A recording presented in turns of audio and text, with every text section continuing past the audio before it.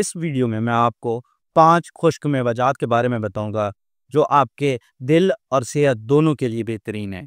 Doctor आपको बाज़ औक़ात दिल के मसलों में जो ड्राई फ्रूट्स हैं या खुश्क मेवाजात हैं उनसे मना करते हैं, जैसे कि काजू, मेवा, जो आपके पास बादाम आ जाता है, अखरोट है या पिस्ता है, इन सब से आपको मना किया जाता है क्योंकि ये ब्लड प्रेशर को बहुत ज़्यादा बढ़ाते हैं और आपके लिए दिल के लिए ख़तरनाक साबित होते हैं।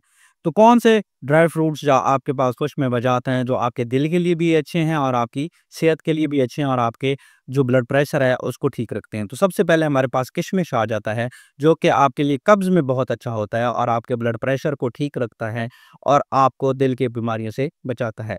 इसके बाद आपके पास जो खुमानी है वो आ जाती है जो आपके ब्लड प्रेशर को ठीक रखता है और आपकी आंतों में भी सफाई का काम करता है।